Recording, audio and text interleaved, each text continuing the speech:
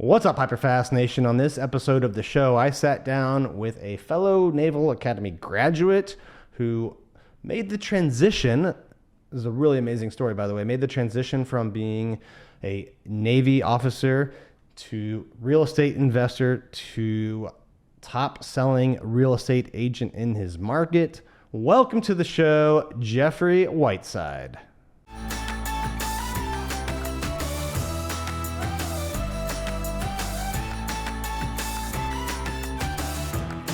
Welcome to the show today, Geoffrey. How are you doing? Good, good. How are you doing, Dan? Good, good. Thank you for coming on. It's always nice to have a fellow alumni from the Naval Academy on, so appreciate that. Yeah, no worries. Before we dive into your team and what you're doing in real estate, which is very, very exciting and a lot of good lessons that our listeners and viewers can take from. Give folks out there your background. Like, how did you make the journey from Naval Academy to real estate? Because that's not. I don't think you majored in real estate at the Naval Academy, right? And not at all, not at all. I'm originally from Columbus, Ohio. Really didn't have any type of like business background or anything like that. Went to the Naval Academy back in 2011. Graduated with a engineering degree, which has nothing to do with business or real estate. So I was commissioned out of Which the one? Naval. Which engineering? So I did Which systems. engineering degree? I did systems. Okay, systems. So yeah, that was one of the harder ones, right? You got to know a little bit about everything for that one, right? Yep, absolutely, absolutely. And I really haven't used it since. So go figure. Anyway, so sorry to interrupt you. Continue, please. Yeah, no worries. So I commissioned. I immediately got stationed in the Norfolk, Virginia Beach area. I was a surface warfare officer, which is for those who are non-Navy, it's basically driving ships. In short, my first year here, I actually stayed with a friend of mine. I paid $700 for a room. Then I kind of got the wheels spinning on doing house hack myself. So the second year I was here, Mm. I bought my first property. I actually house hacked, and I actually made money off of living in my property. So that was like the initial start to like everything real estate related. A couple months later to a year, I was scheduled to go on a deployment, and I didn't really want to leave my roommates and my new house because the Naval Academy is not like normal college. People like literally live their best lives after the Naval Academy. So I didn't want to, I didn't want to leave them to take care of my house. So that made me shift into thinking short-term rentals. So this was about 7 years ago. It was really a new space. So I had an opportunity to let my mom manage a short-term rental when I was on deployment. And once I came back from an 8-month deployment, I had 60K, roughly 60K in my bank account from essentially doing short-term rentals. And that just kind of spring loaded my investing from there. Awesome. Well, how did you? I mean, I love the story, house hacking, the transition to short term rentals. How did you know, or at what moment were you like, all right, I'm going to make real estate my, main source of income. I'm ready to do that. I would say, honestly, I would say it came at a time where I realized I was making more from real estate investing than I was in the Navy. And also, I had a lot of my friends, asking me for, advice in terms of, real estate investing because I had been doing it. I'm making six figures. So then I just thought, I might as well, be a realtor and help, people like my friends and Hmm. stuff like that. really build their portfolio. So that's how I got into being a realtor. How was it making the transition from active duty, Navy, real estate investor? How did you actually make that transition into being a real estate agent? So the transition was fairly smooth, just because I had that backing from investing. So I didn't really have to, worry about like going out and getting a job because I already had the passive income there. I think I really did it backwards. A lot of people, start by, Hmm. being a realtor and then getting into investing. I kind of was established as an investor and decided to become a realtor. So the transition was fairly easy as far as like terms and knowledge.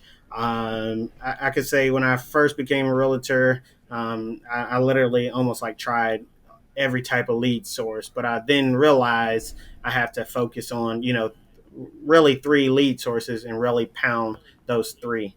And really perfect those three. So that's kind of how I made that like transition.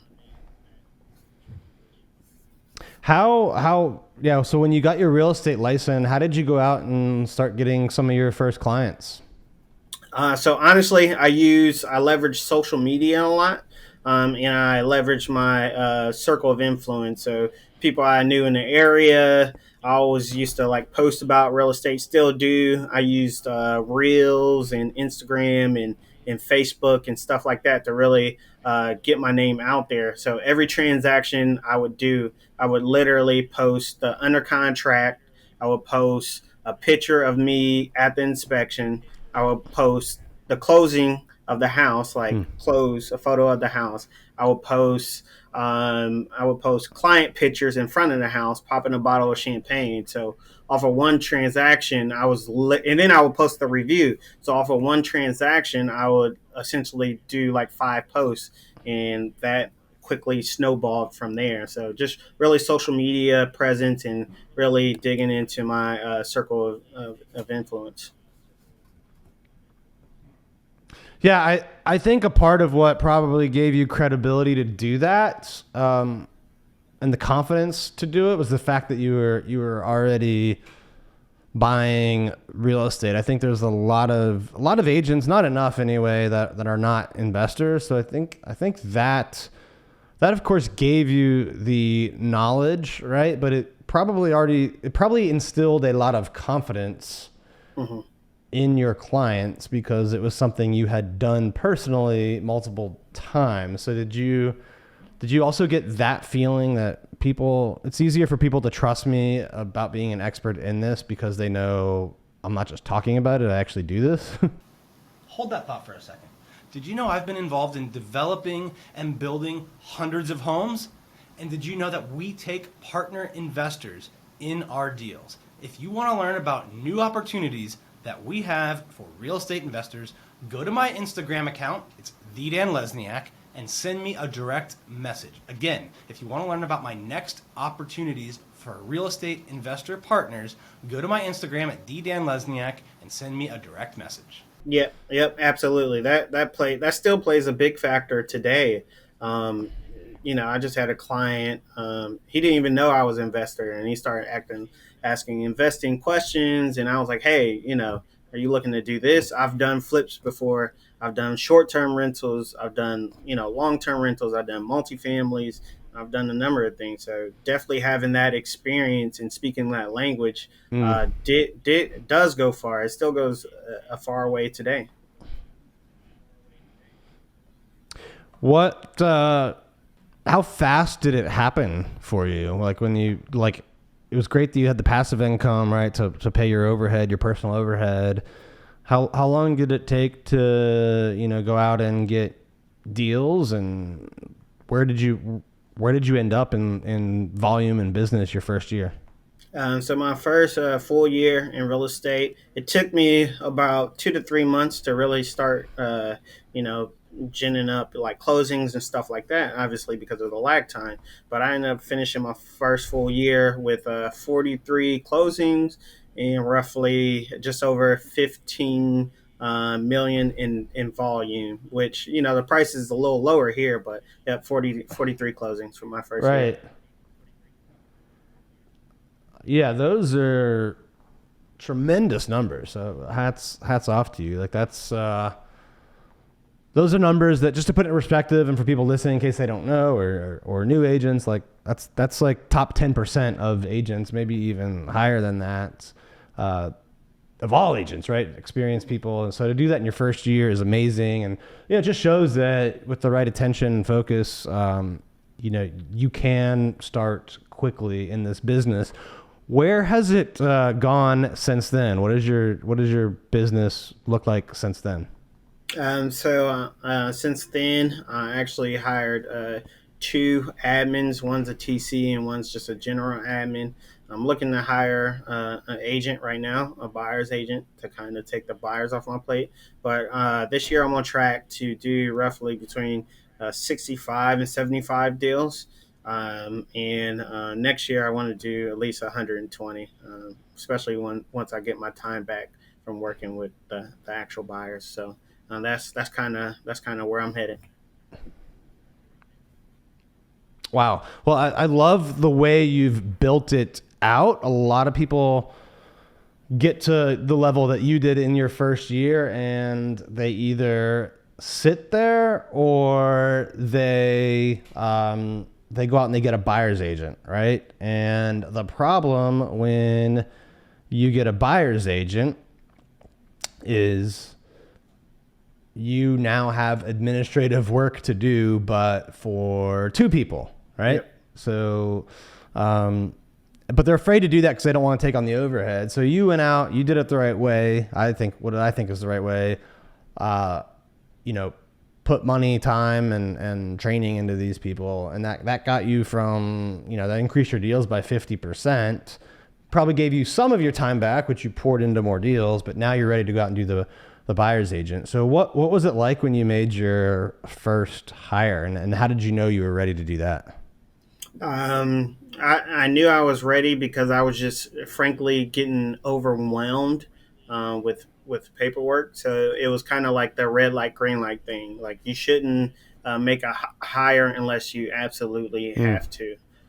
So I was overwhelmed with paperwork. I'm not even good at paperwork, so I just knew it was really time when I couldn't keep up, and my customer service started slipping. So I really had to take a look at getting a full time admin at that point. But only at that point, right? I didn't start off by getting an admin. It was something I built up to. I was working like 60, 70 hours a week. And then I was like, man, whoa, I should be around 40 or 50 no matter what. So I need to hire that leverage. And then now I'm guessing you are kind of getting the same feeling about someone to help you work with buyers.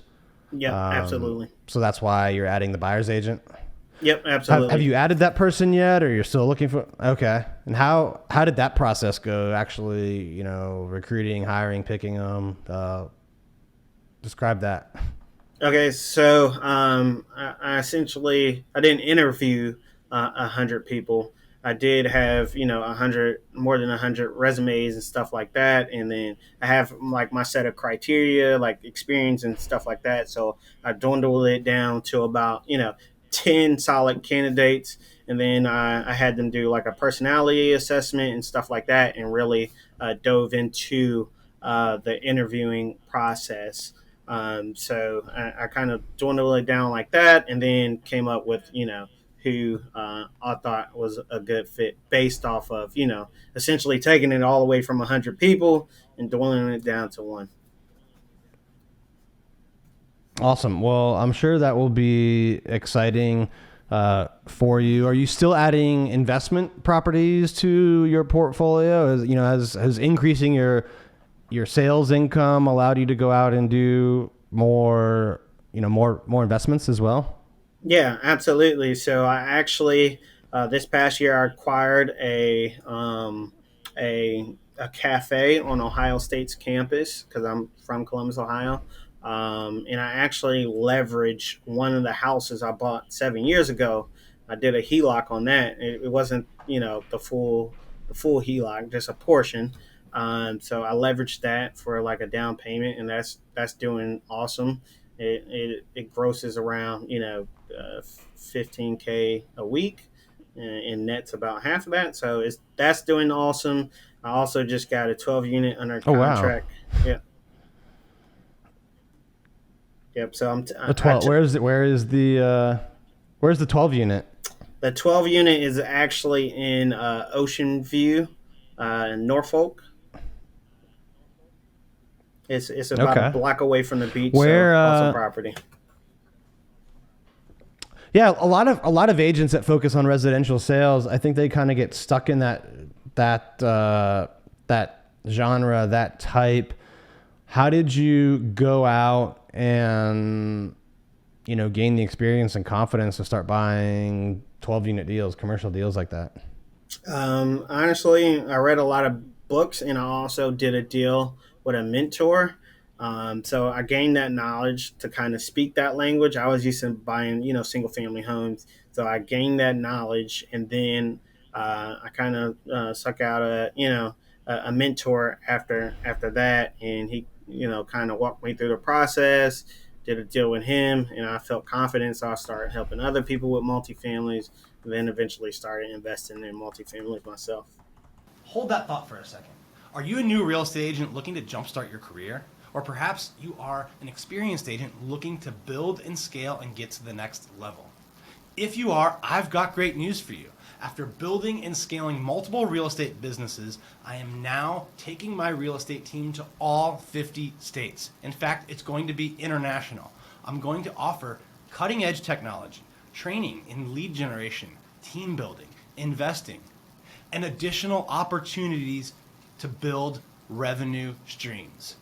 If you are interested and want to learn more about this opportunity, send me a text message directly to my cell phone, 703-638-4393. Again, text me at 703-638-4393.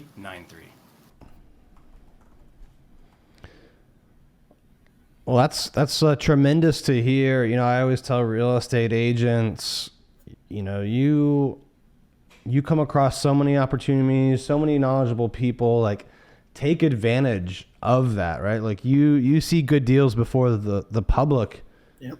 gets to, you get like expert information all the time. So take advantage of that, and not a lot do. It's I always like it when I see people that are doing that, right? Because then they're going to get multiple streams of income and wealth creation. What's your advice to the agents out there that are, did it in reverse maybe, right? Like they got good at sales before they ever bought a home, and maybe they own a personal home, but they don't have investment properties. Like how does that agent kind of like break out of the mold of just trading time for money, basically? Yeah, I would start with first of all, like reading books.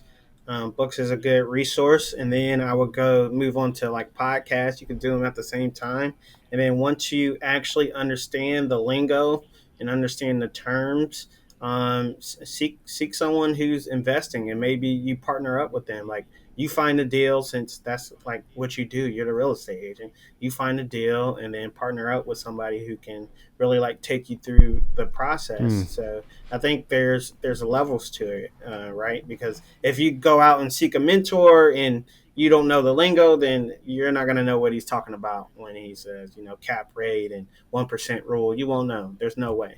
So I would seek knowledge and then seek a mentor after that. And there's plenty of good books out there, for investing. I remember when I was first got started in real estate, I read your book. I read the MREA. There's all different type of resources out there. You just have to seek it out and really, go after it after you seek the knowledge. Yeah, and a lot of it's free as well. And I think another untapped thing for real estate agents is our RIAs, real estate, investment groups, Yep. meetups. There's a lot of those. There's usually every city has one, and they're typically like these monthly meetings, and you'll get all types of people there: agents, investors, wholesalers, private lenders, and they usually provide education and networking with people doing it in your market. Yep. Yep, absolutely. And there's nothing wrong with partner up with people. If you literally don't have the time, there's people out there doing, real estate deals where you can just invest your money and they promise a certain rate of return. There's all different type of ways to really go about it. You don't necessarily have to be the expert. You can just be providing the money, and then, to the people who has the knowledge, and, and stuff like that. So there's plenty of ways to actually invest in real estate. Yeah, I love the partnership model because as an agent, there's chances are you're going to be able to provide access to deals, which is valuable. So yeah, if you find a good one and can get control of it, or have the right partner lined up already, they can bring the experience, you work out the capital stack and all of that. And I think as an agent, that's another great opportunity. So glad you mentioned that. Switching gears back to the agent kind of side of business and sales, what are you seeing in your marketplace since the rise of interest rates? Are things cooling off there? Is inventory creeping up? Where do you think we're headed in terms of number of deals available to agents and market prices?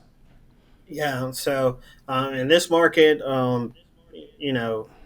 more listings are starting to come on the market. They're starting to stay on the market a little longer. We're still in a seller's market.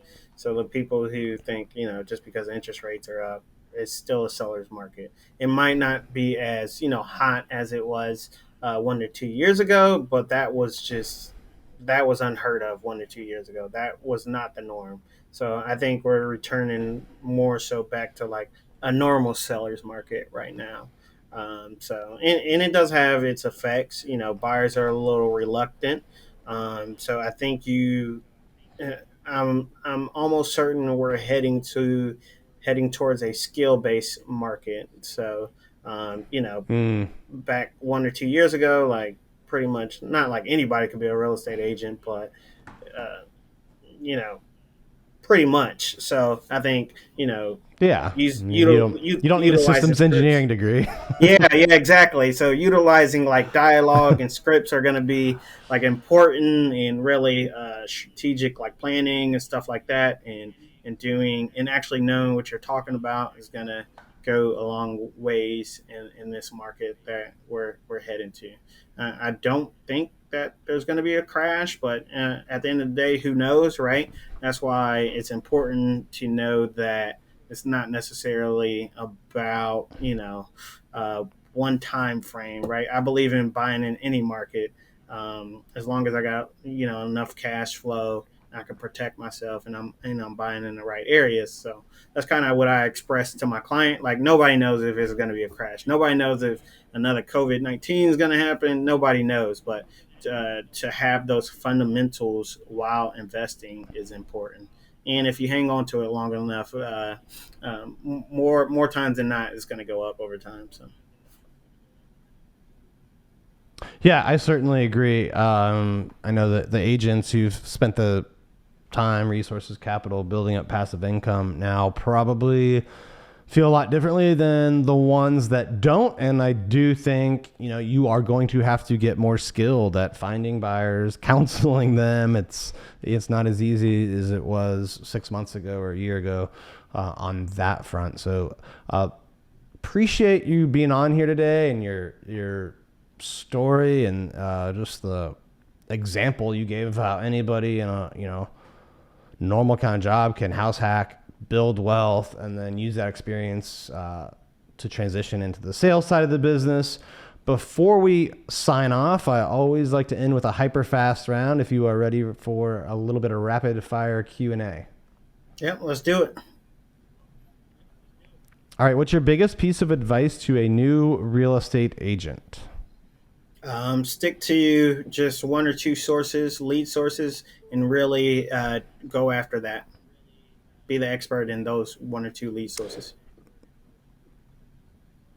What's a mistake that you see experienced sales agents making? Not adapting to the times. I see a lot of experienced agents not getting into social media. So you got to adapt with the times. Yeah, you have your normal models and stuff like that, the things that work, but you have to adapt to, kind of like what's working and what's on the horizon. So really thinking strategy wise. What's your biggest piece of real estate investment advice?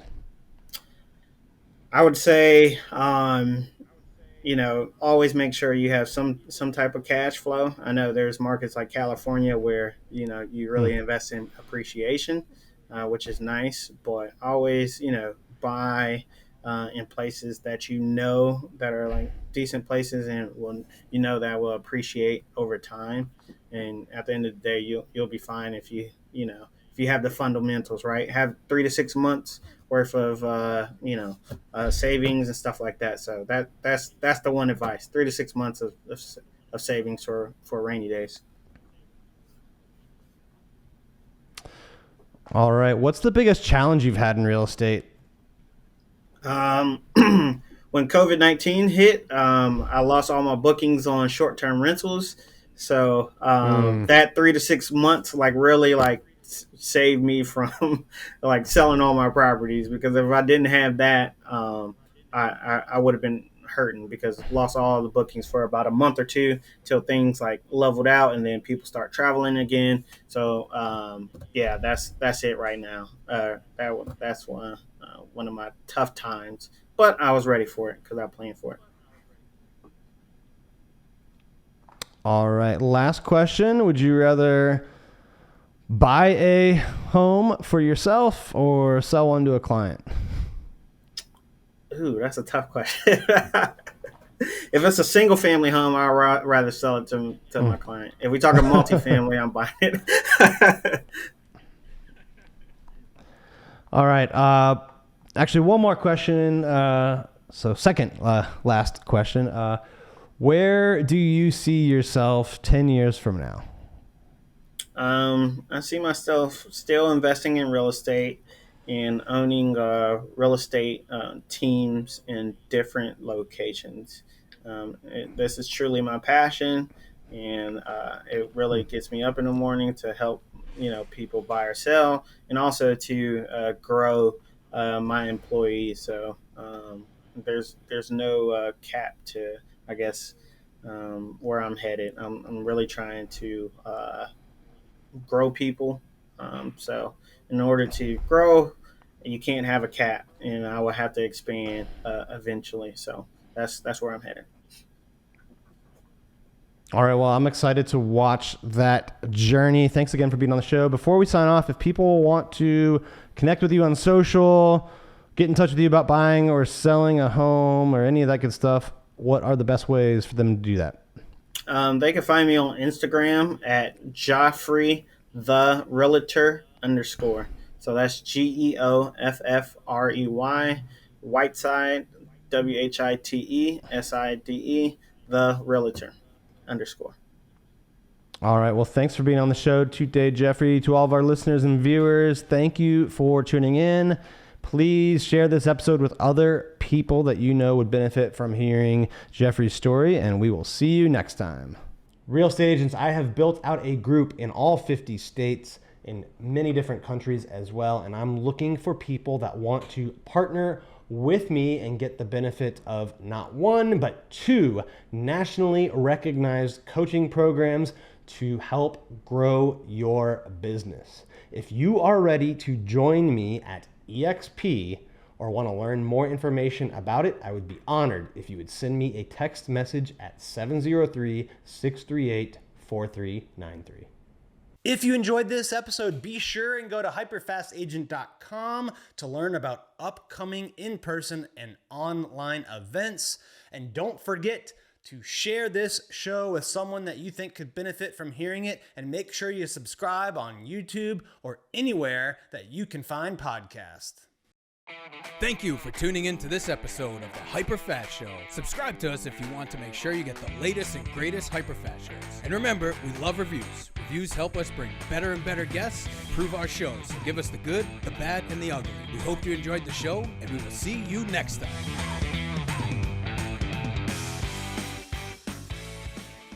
Hey guys, thanks for sticking around to the end. I hope you enjoyed that video, and if you want to see more, click right here. And if you want 100 real estate tips from my best-selling book, click right here to download them instantly. And if you're new to this channel, click below to subscribe.